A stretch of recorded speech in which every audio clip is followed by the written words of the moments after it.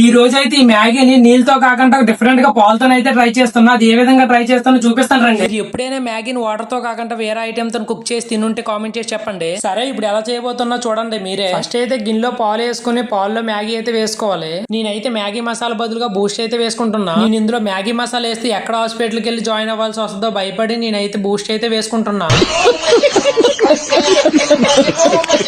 అలాగే ఇందులో కొద్దిగా చక్కెర వేసుకుని తీసుకుని వెళ్ళి స్టవ్ మీద అయితే పెట్టేసాను. నేను ఇంతకు ముందు వీడియోలోని కోడి గుండెకాయలతో బజ్జీలు అయితే వేసాను. ఆ వీడియో చూడకపోతే వెళ్ళి చూసి రండి మామ. ఈ లోపు కరెక్ట్ గా ఒక 5 నిమిషాల్లో మన మ్యాగీ అయితే కుక్ అయిపోయింది. అది ఏ విధంగా ఉందో మీరే చూడండి. ఎందుకంటే దీని టీ మ్యాగీ అనాలో తెలియట్లేదు, మ్యాగీ టీ అనాలో తెలియట్లేదు. దీన్ని తినాలంటేనే భయం వేస్తుంది.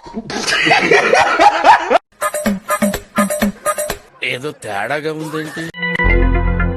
ప్రస్తుతానికి అయితే మా ఫ్రెండ్స్ ఎవరు లేరు, లేకపోతే వాళ్ళతో కూడా తినిపిద్దును. ఈ వీడియో మీకు ఎలా అనిపించిందో కింద కామెంట్ చేసి చెప్పండి. ఇటువంటి డిఫరెంట్ వంటలు మీరు చూడాలనుకుంటే మన ఛానల్ అయితే వెంటనే సబ్స్క్రైబ్ చేసుకోండి మామ.